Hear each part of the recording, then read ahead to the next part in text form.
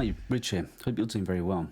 So the purpose of today is to give a little bit of an overview for the template assistant macro page that I've created, available on the Personas Exchange, which will be linked in the description below.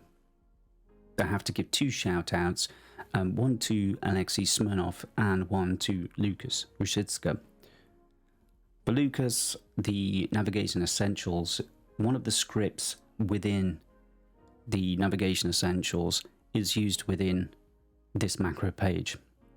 And the same applies to Alexei's bus folder and name, available in the Exchange, either from your browser or directly from in Studio One.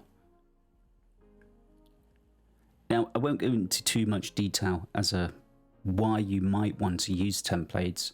For those that use them, this will make sense. And if you're not sure if templates could be useful to you in the future, I think to sum them up very shortly is that the tracks that you use most regularly, including instruments, audio tracks and the like, are loaded for you very, very quickly without having to need to add them each time, which means less time procrastinating and more time making awesome music. Studio One 6 gives us some new commands that we can use here too. We have the ability to create track presets now, so if you've already created a number of tracks, either in an older song or you're creating one for the first time, you can save these as a track preset. The principle's pretty easy. If you have an instrument and perhaps you like the one particular preset, you can select that, and you can also apply things like EQs, for example. Your track then can be saved as a preset by simply right-clicking and then selecting Store as Track Preset. You have the ability then to save this as whatever you like, and you can certainly store it in any subfolder that you like for your organizational purposes. And then when you're ready, you can select this Load preset, and in this instance I've got Abbey Road strings, so I'll select OK. And what this will do is it will load the bus folder with all of the assigned sound variations and any effects that I might wish to have on them. So how do we make use of this macro page? Well, we'll head to the mixing console, and what I'm going to do is I'm going to remove all of these tracks that we've just added.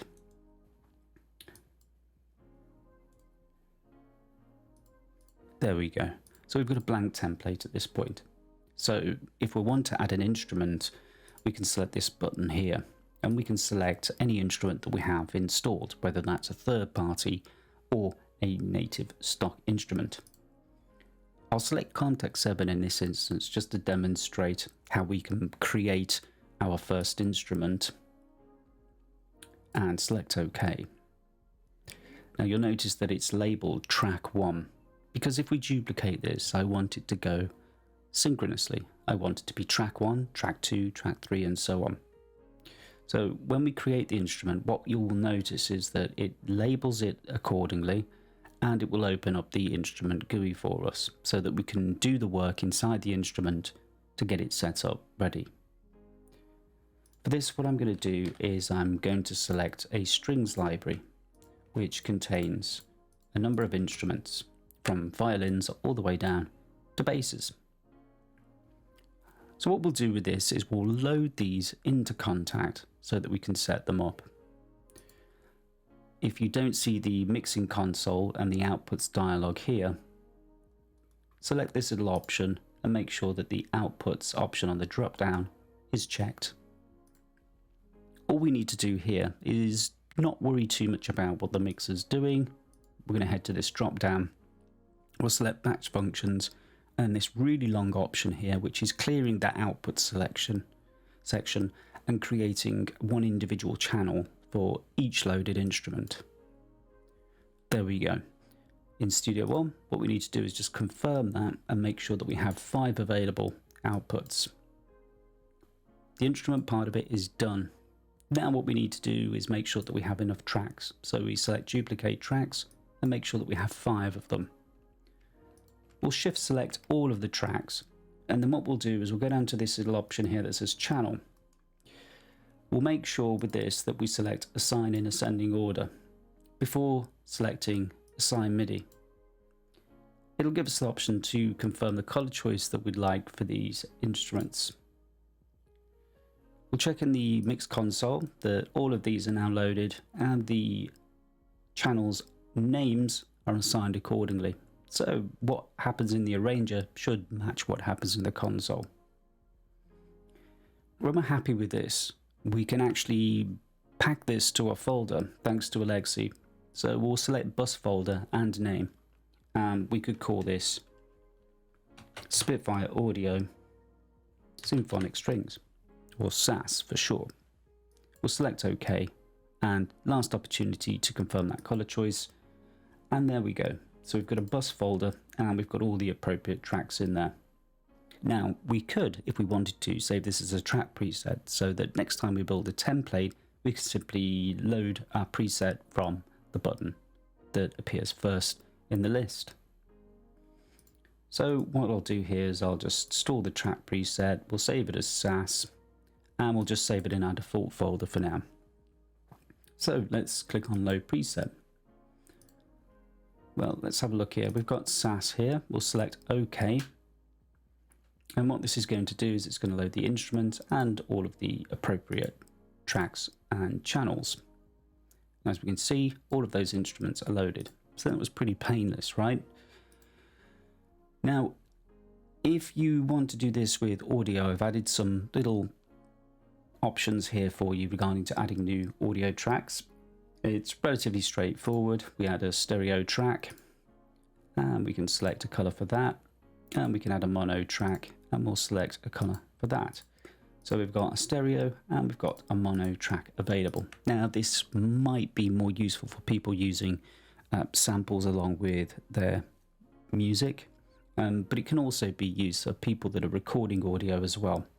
What you'll need to make sure though is that you've already set up your audio routing ahead of time regarding your mono inputs and stereo inputs accordingly.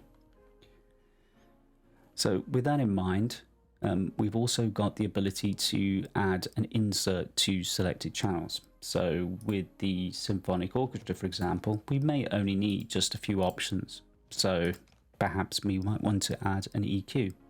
We can do this obviously from the menu here, or if we want to, just for simplicity, we can select here and we now have the ability to add an effects chain. Now that the effects chains are loaded, this can be resaved as a preset. And to demonstrate how that works with effects applied to it, we'll right click, we'll store as track preset, and we'll override the original one that we created, and we'll select OK. We can then select load preset, select SAS, and this is now going to load the instrument once more, but in this instance it's loading it with all of the effects applied immediately. So we can build a template pretty quickly with lots of tracks with very precise organization. Putting things into bus folders obviously can be massively helpful. And then when we're happy and everything's the way that we want it to be, we can simply wrap it up and select Save as Template. So this template will be called Let's Build a Template. Subtitle? No. Description? It's up to you and how you use this. You can add an icon to it if you wish, select OK, and then when you're ready to create a new song, your template is available to you simply by selecting New from the Start page, heading to your User tab, and then we can have a look at Let's Build a Template. Let's open that up. It's going to load all the instruments up for us ahead of time and build a new song with all of the instruments loaded nice and quickly. And this is one of the reasons why people use templates. I hope the macro page is useful to you. Hope you enjoyed the video. Hit like and I'll see you soon.